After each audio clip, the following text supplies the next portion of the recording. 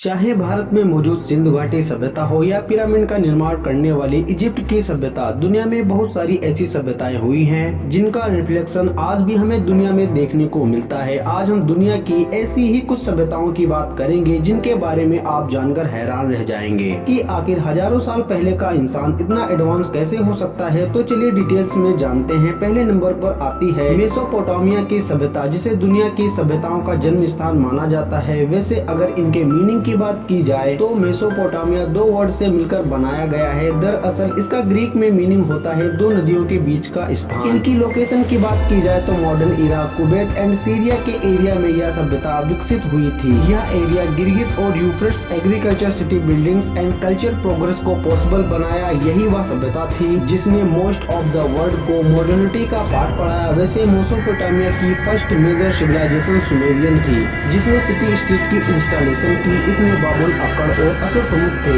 इन्हीं लोगों ने पहली बार राइटिंग सिस्टम डेवलप की थी, जिसे क्यूनिफॉर्म कहा जाता है। इसका इस्तेमाल law course, trade course and literature के लिए किया गया। यही नहीं, आप जानकर हैरान रह जाएंगे कि हम्मुराबी संहिता, जिसमें world first written law code बनाया जाता है, वह भी इसी सभ्यता से जुड़ी हुई थी। यही नहीं, मैथमेटिक्स एंड एस्ट्रोनॉमी के एरिया में मेसोपोटामिया का योगदान एक्सट्रीमली इम्पोर्टेंट है। उन्होंने बेस 60 सिस्टम विकसित की थी, जिसमें 60 सेकंड का मिनट, 60 सेकंड का घंटा और 360 डिग्री सर्कल इजिप्ट हैक्स में आया। लेकिन यह तो कुछ भी नहीं है। स्टोनोवा ऑफ बेबीलोन ने तो 12 महीने में ही इसे साइंस के रूप में डेवलप किया था। हालांकि मेसोपोटामिया में युद्ध होते रहे, लेकिन यह सिविलाइजेशन यहाँ के राजाओं के शासन काल में भी वर्षों तक जीवित रही। 539 ईसा पूर्व में फारसियों ने इसे जीत लिया, जिससे यह एरिया अनेक इन्वेजन एवं पॉलिटिकल चेंजेस का सेंटर बन गया। इसके बावजूद इसकी कल्चर एवं साइंटिफिक अचीवमेंट आज भी मॉडर्न सिविलाइजेशन में देखी जा सकती है। आपको क्या लगता है कि मेसोपोटामिया की वह कौन सी सबसे बड़ी खासियत थी जो आज भी बरकरार है? हमें कमेंट करके बताना ना भूलिएगा। तो चलिए अब बढ़ते हैं दूसरी सभ्यता की ओर। अब बात करते हैं दूसरी सभ्यता की, जो आज से लगभग 3100 ईसा पूर्व अस्तित्व में आई थी।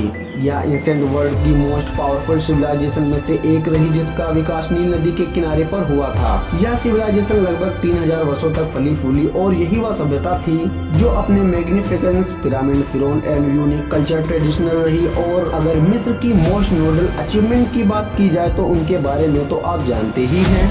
इनमें construction of huge pyramids and Tom's शामिल हैं। आप जानकर हैरान रह जाएंगे कि इजिप्ट एक ऐसी जगह थी जो अपने राजाओं को इस दुनिया में ही नहीं बल्कि उनके परलोक जीवन को भी भव्य बनाने के लिए काम किया करते थे।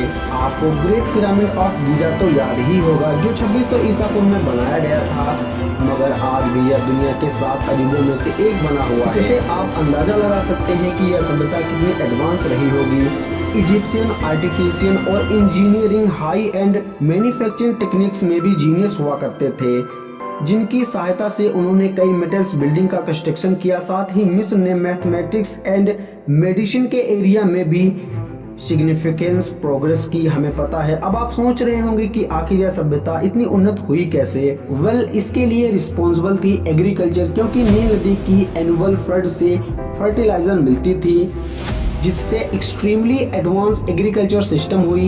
यही नहीं, इजिप्ट के लोगों ने 365 दिनों का कैलेंडर भी विकसित किया था, जो द मॉडर्न ग्रेगोरियन कैलेंडर का आधार माना जाता है। जी हाँ, आपने सही सुना, आज जो कैलेंडर आप इस्तेमाल करते हैं। यही नहीं, गणित में उन्होंने ज्योमेट्री का विकास किया, जिससे पिरामिड कंस्ट्रक्शन में सहायता मिली। और आप जानकर हैरान रह जाएंगे, राइटिंग सिस्टम में भी इजिप्ट के लोगों ने बड़ी सफलता हासिल की थी। उन्होंने चित्रलिपि यानी हायरोग्राफिक्स विकसित की थी। वैसे आपको इन सभ्यताओं में से कौन सी सभ्यता सबसे ज्यादा आकर्षक लगी? हमें कमेंट कर बताना ना भूलिएगा। साथ ही अगर आपको हमारी वीडियो पसंद आई हो तो इसे लाइक करें और हमारे चैनल को सब्सक्राइब करें। धन्यवाद।